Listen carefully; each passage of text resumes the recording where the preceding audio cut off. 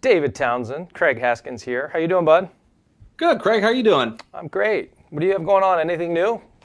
No, just we got a lot of new states we're adding on as a company, and working on Puerto Rico. So that's pretty cool. Tell me about Puerto Rico. What do you mean? Yeah, we're getting our license in Puerto Rico. Talking to a great agent down there. So I was just down Wow. there, Okay. and it's really neat. Completely different way of doing title than the mainland, but really interesting place. So learning a lot. Why don't we do this? Would you do could we do one on Puerto Rico? Just it's interesting. I'd like to know how Yeah, title sure. I and think closings are. future episode that'd be great. Yeah. We can talk All right. about what happens there. Yeah. Hey, look at us making That's up what- our own content. That's what the industry, those of us in the industry, call a tease.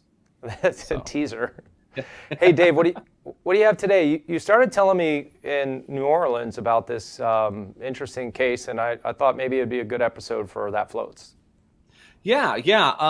This we're going to call this case karma, because what goes around comes around, and our Missouri Floaties will recognize this case by the name of Etheridge.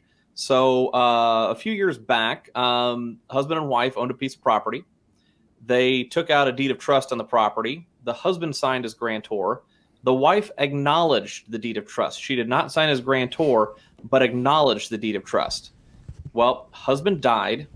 Wife stopped paying on the mortgage, and the foreclosure started, and she argued, wait a minute, I didn't grant my marital interest because I was not a grantor on this, and I simply acknowledged the deed of trust. That wasn't good enough to convey my marital interest to the bank on that. And guess what? The courts decided she was right. So it was a total policy failure for the underwriter, and she received her house free and clear. So not a bad way to get a free home. So that's pretty interesting. So there's a technical glitch in a document, and you're unjustly enriched by someone handing you a house. Yep, and unfortunately, this kind of had a cascade of really bad case law in Missouri on marital rights and marital interest, on who could, how you sign, and it really led to a lot of claims. I mean, millions of dollars in claims as a result of this case. And is this mess still out there? Everyone's aware of it, but Yeah. here's where this gets interesting. Wait a minute. Oh yeah, There's more to the story? but wait, there's more. There's Yes. more. So Let's hear it. it's about 3 or 4 years later, and I get an underwriting call from our agent in Buffalo County, or in Buffalo, Missouri, in the county where the property is. And the agent says, David, I've got a question for you. I know the answer, but I just wanted to make sure I was doing this right. You probably do that all the time, Craig, where you guys know the answer. You just want the underwriter to just say, yeah, you guys are doing it the right way, right? Yes. Exactly. So she says, a Missouri Supreme Court judgment, that's a final judgment, right? I'm like, yeah, it's a final judgment. What do you have going on here? I said, can you send this judgment to me? I'd love to see what chain of title has a Missouri Supreme Court judgment in it. Well, she emails me, and lo and behold, it's the Etheridge case. So that case went all the way to the Supreme Court. And you didn't know this. Buried the lead on that earlier, but on that case, it went all the way to the Supreme Court on what equals granting your marital interests. Is it simply being a grantor? Do you have to have that status, or is acknowledging it enough? And so the Supreme Court said, nope, you must be a grantor on the deed if you're in title. You can't just acknowledge it. So Supreme Court ruled, final ruling. So I asked her, I was like, what is happening that you are searching Mrs. Etheridge's property? I'm sure. Yeah. I'm saying, surely she's selling it and she's moving on with her life and doing something else. Yeah. She said, well, there's a foreclosure. I'm like, wait, hold on a second. She got this house by foreclosure. I said, what's happening now? She said, well, the law firm that represented her in the Etheridge case all the way to the Supreme Court took a deed of trust out on the property as collateral for her legal bills. Okay. She failed to pay her legal bills and is losing the house to the law firm that represented her and helping her get her house free and clear from before. Karma. So karma. What goes around comes around. And it was just very shocking. And I was like, okay, well, this is a new one that you don't get to see those Supreme Court judgments pop up too much, and to see a seminal claim in Missouri history, title law come all the way full circle. Right. Wow. Very cool. Yeah. So, and that's us title nerds. We love this type of thing. But it was just kind of interesting to see what happened there with Mrs. Etheridge and her home.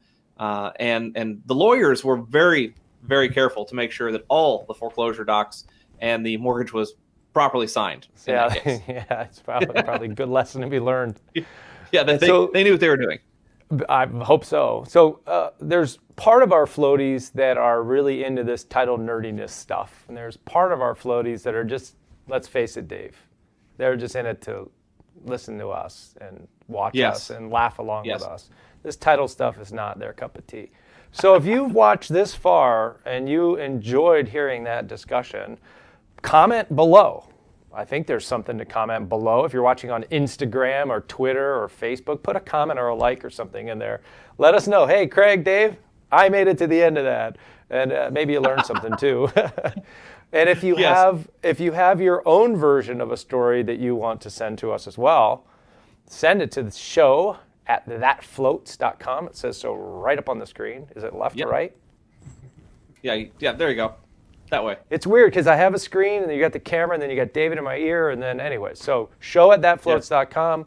Send it on in. Dave can't point either. And send it on in. And away we go. Dave, any last questions before good old John here hits the music? Yeah, Craig, are there any events coming up that our floaties should be aware of? Good point. So yes, David, I am going to Alta Springboard in Denver soon, and then sometime this. Are you going to that as well? Okay, good. I'm speaking. All right, we're going to get our camera and a microphone and stuff and have some fun there. And there might be an event that they could go to that they could find out more about by coming up and asking us. Yes, that's there would in be. the evening there. So yep. We can't talk about it on air, but come talk to us about it. But look, follow us on Twitter and Snapchat and Facebook and LinkedIn and what else is there? Instagram and MySpace. Google. MySpace. And then there's another one in the summer and sometime in June in Naples, the National Settlement Service Summit, NS3 by October Research. That's going to be a fun one. I'll be there as well. And then we forgot to mention, although maybe we can nerd out politically a little bit, but the Alta Advocacy Summit, that's fun. That's in what, May?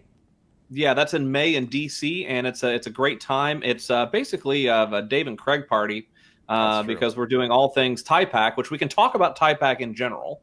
But it's also a great time to meet your members of Congress and hear a lot of great content on national regulatory matters. Yeah, and actually get some stuff done while we're there, too. It's kind of an empowering. I always say that that's the one title meeting where my flight home, I'm motivated to like get stuff done when I get home. And it's the other title meetings, Dave, I'm tired. I want to get home and rest my brain and my body. This one, I'm energized, excited to get to work.